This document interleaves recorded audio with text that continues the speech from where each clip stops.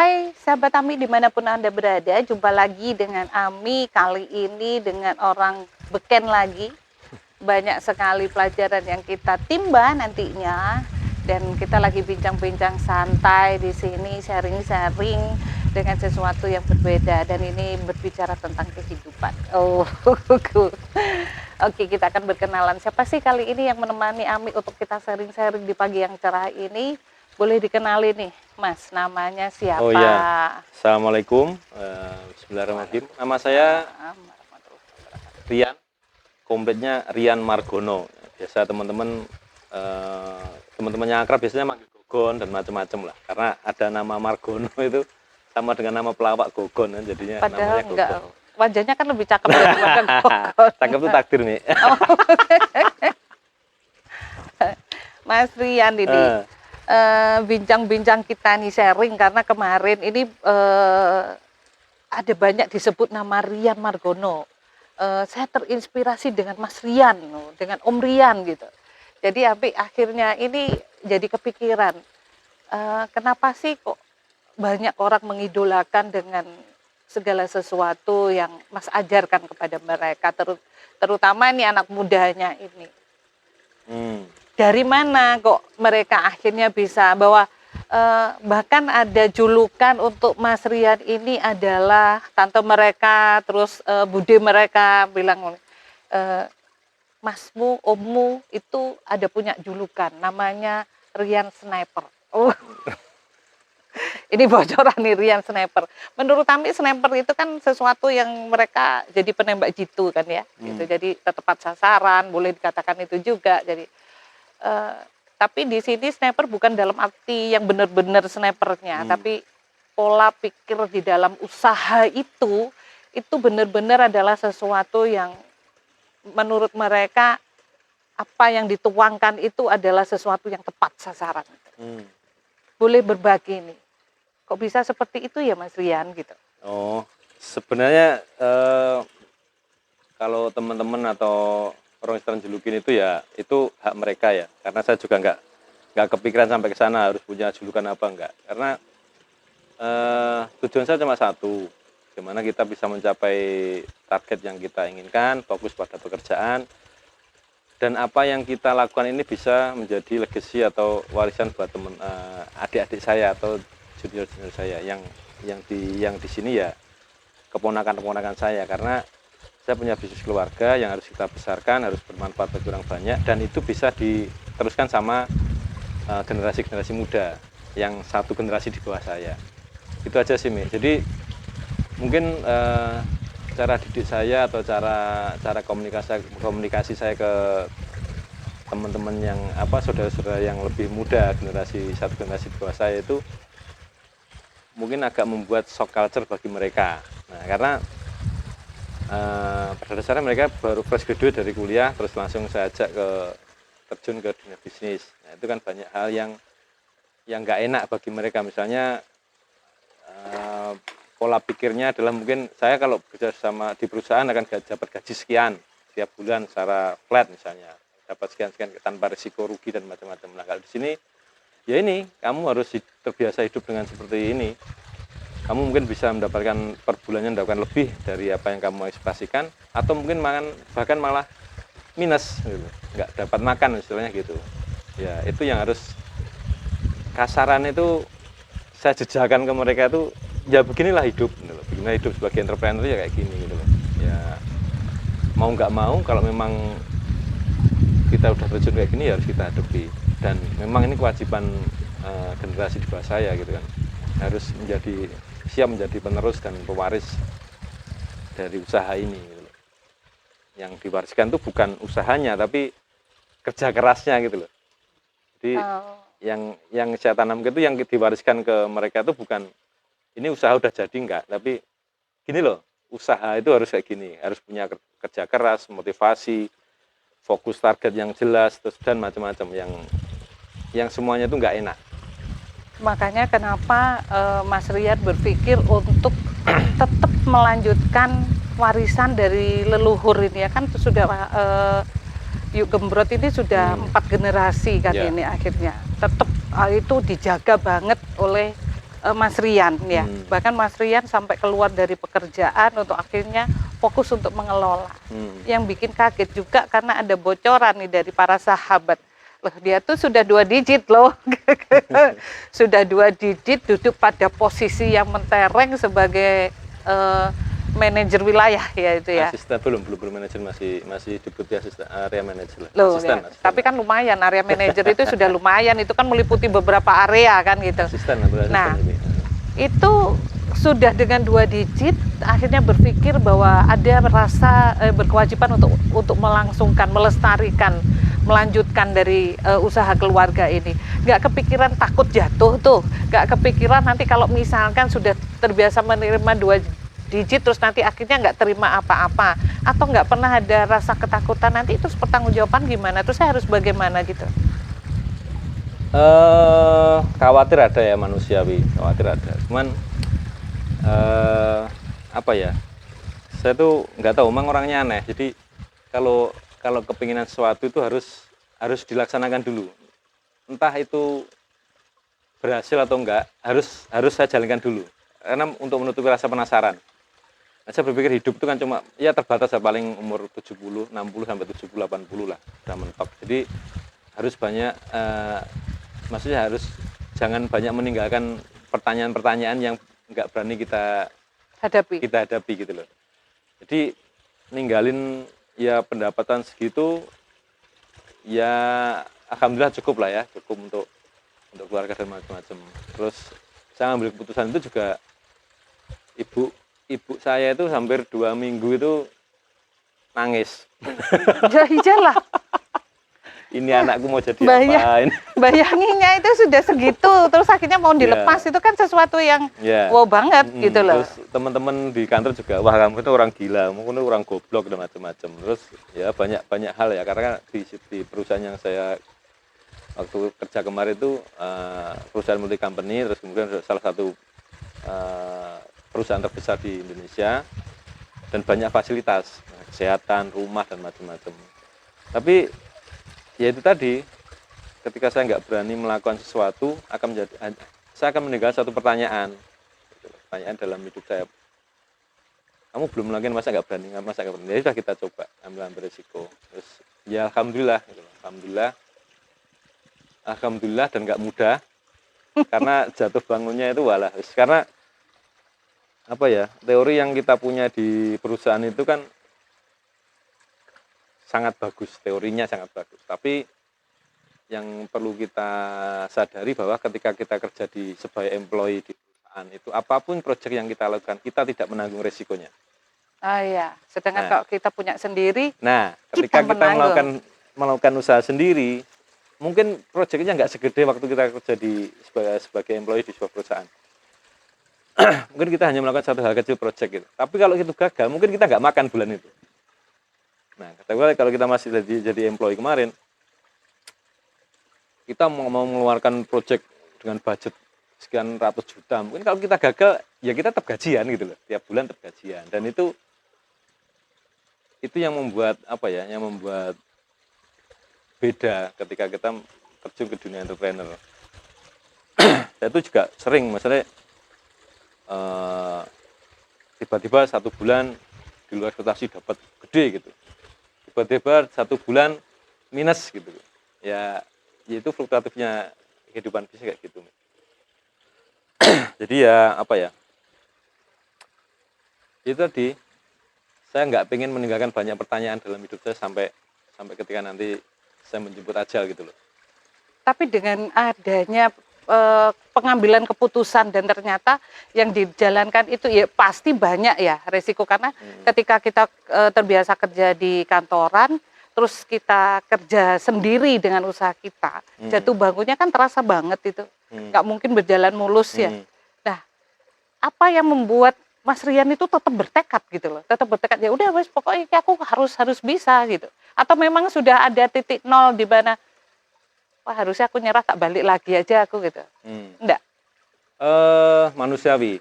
Ketika saya titik di bawah, terus kemudian saya harus kerja lagi ya, itu manusiawi banget. Itu manusiawi karena saya hampir 15 tahun bekerja hidup di perusahaan itu ya. Terus kemudian saya melakukan menjadi menggeluti bisnis ini, dan jatuh bangunnya itu sangat terasa karena saya kebiasa hidup dengan tiap bulan gajian.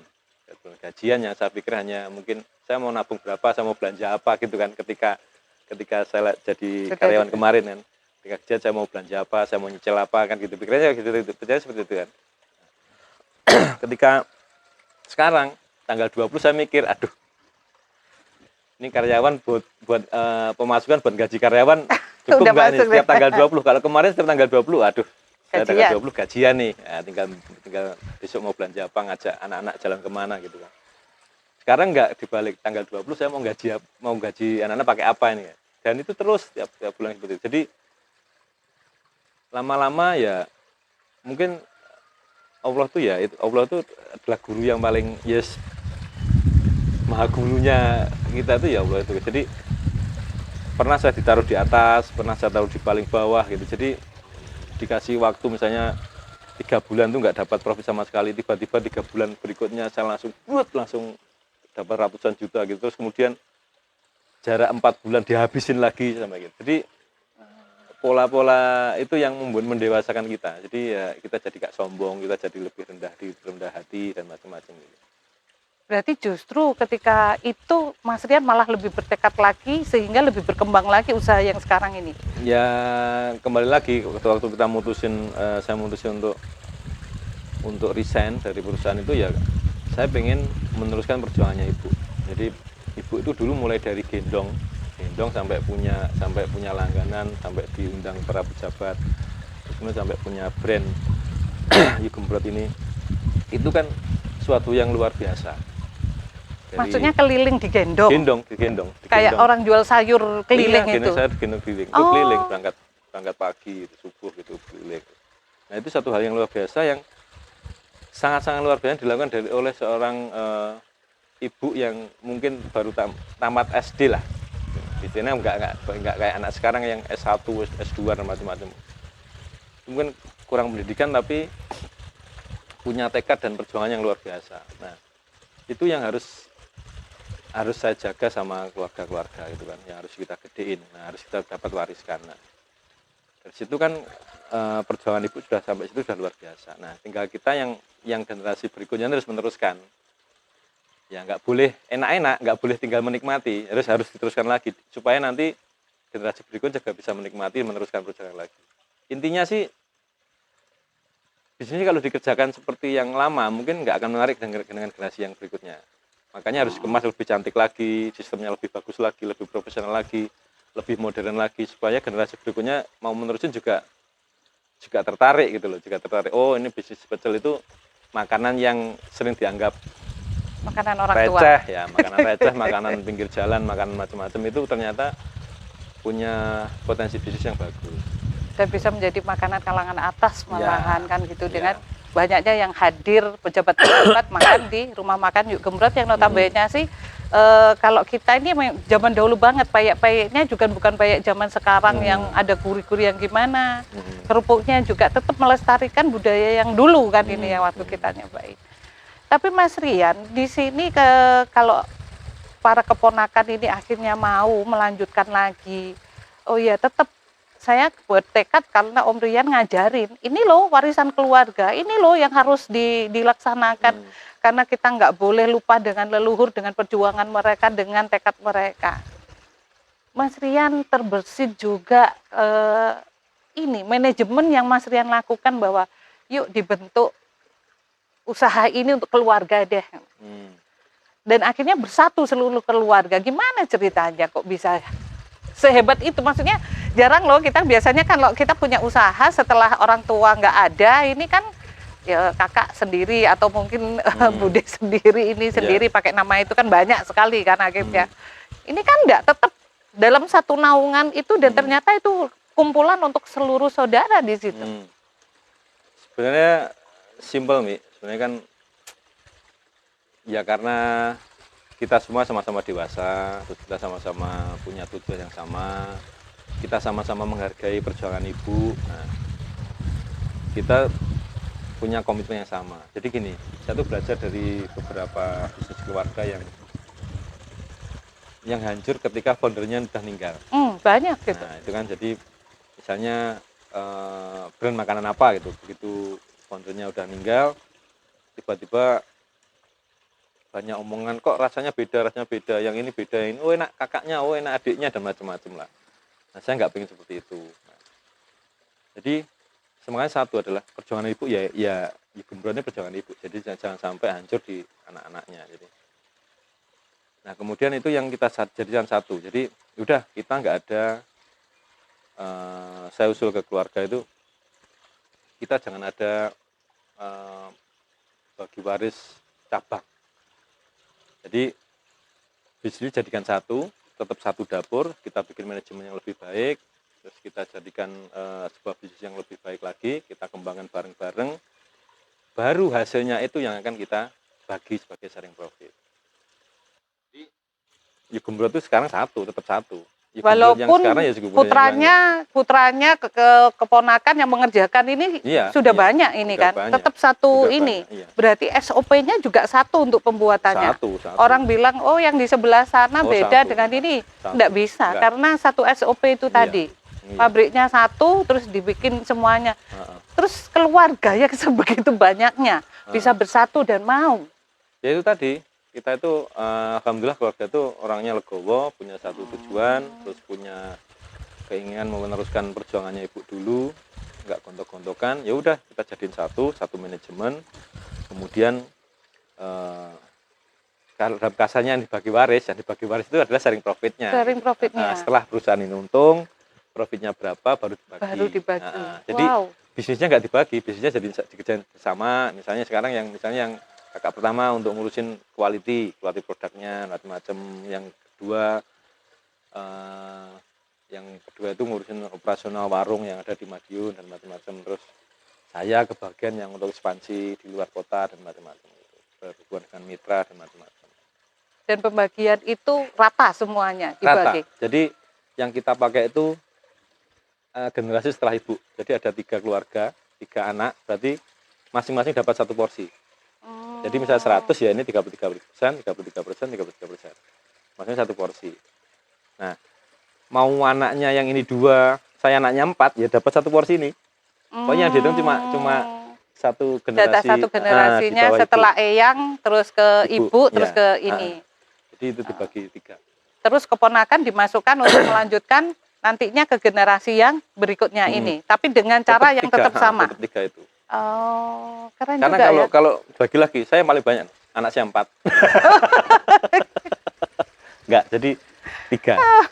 Rata, wis enggak. Komisarisnya 3 itu, ya udah 3 itu. Oh, nanti itu yang mau dikembangkan ke ini ya 3 itu. Porsinya sama, insya Allah sampai seterusnya sama. Keren banget bisa kepikiran, dan semuanya setuju akhirnya dengan pola yang seperti itu. Ya. Makanya kenapa ini bertambah besar akhirnya kan gitu. Ya. Tapi Mas Rian, masih penasaran dari seorang yang sudah punya kedudukan penting, punya gaji yang sudah benar-benar ini, terus masuk ke dunia ini, sebenarnya kan ini bertolak belakang karena beda jalur juga kan, ini di makanan, terus yang satunya kan bukan di bidang makanan kan gitu. Bisa mencintai terjun di bidang makanan ini? Ya posisinya penting nggak penting lah sebenarnya. Ya sama aja, saya masih ini kok, masih asisten manajer yang enggak begitu tinggi lah jabatan di Unilever ya.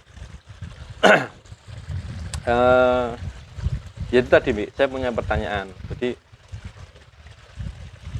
eh, masa sih hidupmu, ini pribadi ya, cara pandang hidup saya sendiri. Jadi menurut pendapat saya sendiri, masa hidupmu kok cuma gini tok, masa kamu oke deh gajimu udah cukup lumayan, cuma masa hidupmu kayak gini terus, itu tiap hari terus pertanyaan di dalam diri itu terus kayak gitu.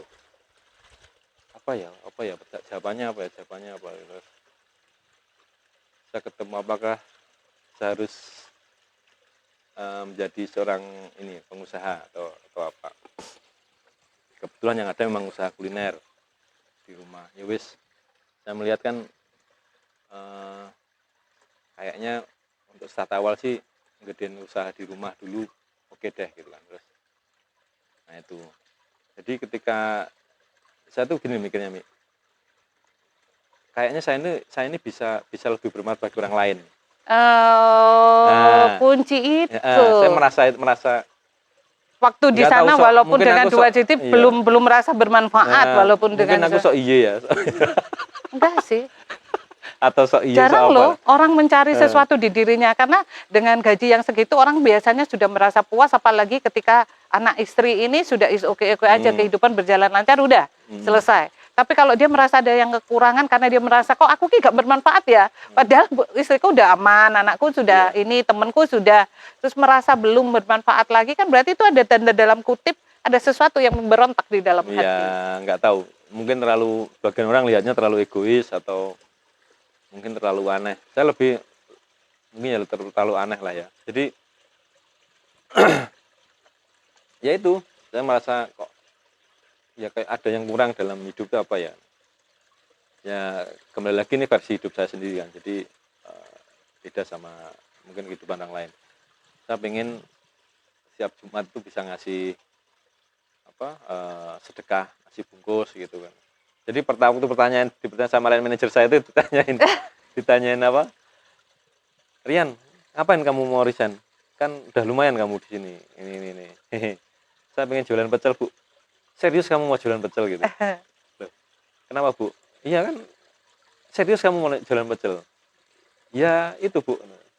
Emang kenapa kamu mau jualan? Ya simpel aja sih, Bu. Nggak tahu, mungkin bagi orang ini bukan satu pencapaian yang wow gitu. Tapi kalau saya merasa bisa setiap Jumat itu saya pengen ngasih nasi bungkus itu kan saya udah seneng gitu loh, Bu. Oh gitu ya. Ya wes, nanti kalau kamu pengen kerja lagi hubungi saya gitu. Wah, doanya jangan gitu, Bu. Doanya kan ya doain usaha saya sukses, lancar, manfaat bagi orang banyak. Dan jangan kembali lagi gitu loh. Kerja. Ami itu terbiasa apa ya kalau dengar ternyata ada seseorang itu yang merasa bahwa dirinya itu kurang itu ternyata terus pengen lebih bermanfaat dengan mengambil satu resiko besar. Sebenarnya kan dengan gaji sekian kalau mau Jumat berkah sih bisa aja kan, tetap bisa. Tapi mungkin Mas Rian berpikirnya kalau itu usahaku sendiri yang dari warisan yang aku usahakan terus aku bisa sedekah, itu mungkin akan lebih membahagiakan. Mungkin itu kan ada beberapa orang yang menginginkan mencari jati diri itu dia merasa bahagia ketika berbuat sesuatu ke orang lain itu dengan hasil yang dia usahakan, jerih payahnya dia gitu kan gitu.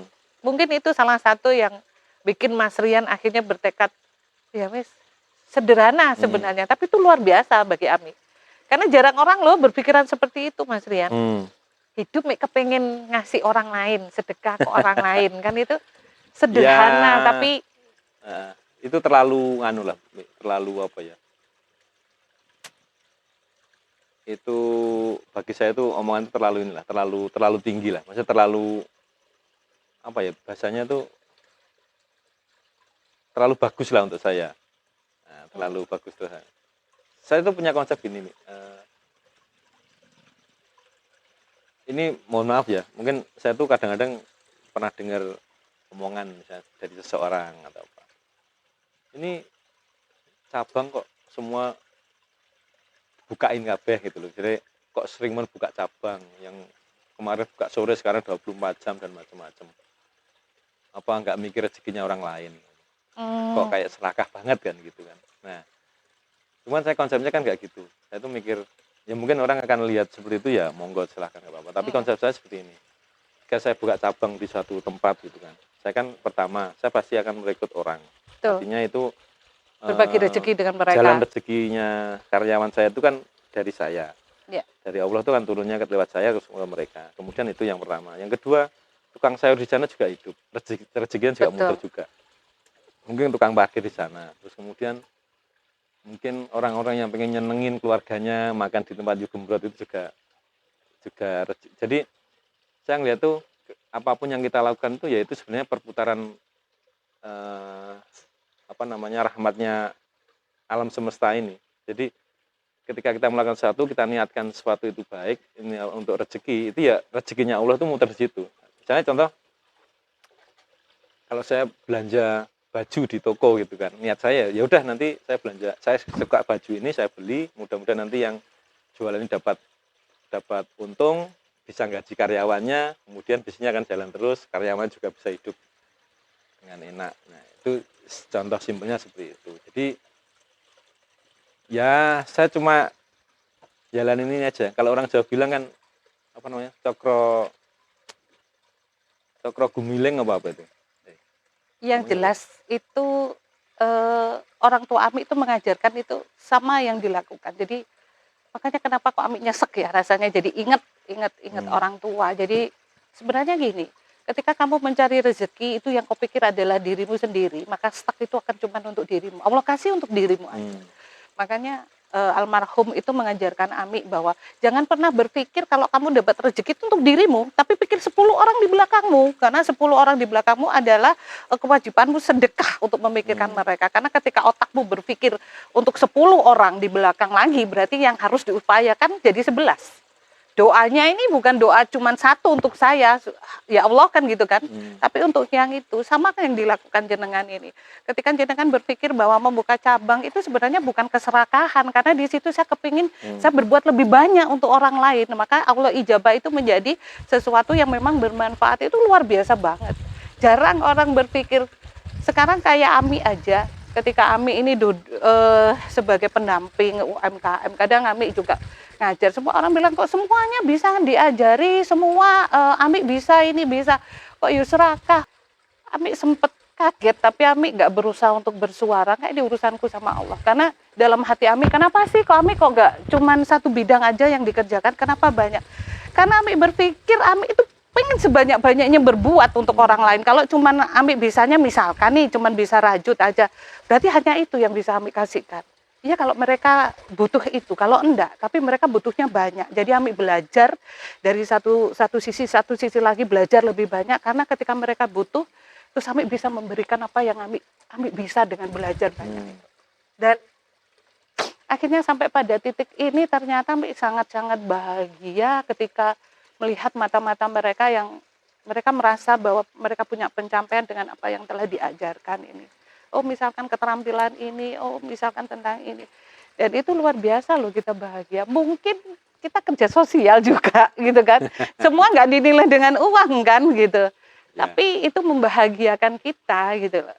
Jadi nuraikanlah dengan omongan orang yang tahu niatan kan kita untuk kepingin sesuatu dan kita lebih bermanfaat. Dan kira manusia hidup itu pengen lebih bermanfaat aja untuk orang lain. Keren itu Mas Ria. Ya, Abi. ya jalin takdir aja lah, Mi. Ya. Jalani takdir dengan niat bahwa untuk bisa lebih baik dan lebih bermanfaat, itu luar biasa. Senang sekali. Makanya Ami sangat bangga sekali punya anak-anak seperti Mas Ria, Mas Ali, terus teman-teman yang lain, Mas Doni, yang mereka berpikir bahwa ya kita pengen lebih banyak bermanfaat gitu. Senang sekali. Terima kasih sekali. Semoga itu selalu terus ditularkan ke keponakan, ke orang lain, ke adik-adik. Amin, amin. Dan juga bismillah, moga-moga Yugembrot tambah berkembang mendunia gitu ya. Hai sahabat Ami, dimanapun Anda berada, tetap selalu kita bersama-sama untuk sering berbuat kebaikan. Dan jangan pernah lelah berbuat kebaikan, karena kebaikan pasti akan mendapat kebaikan. Wassalamualaikum warahmatullahi wabarakatuh.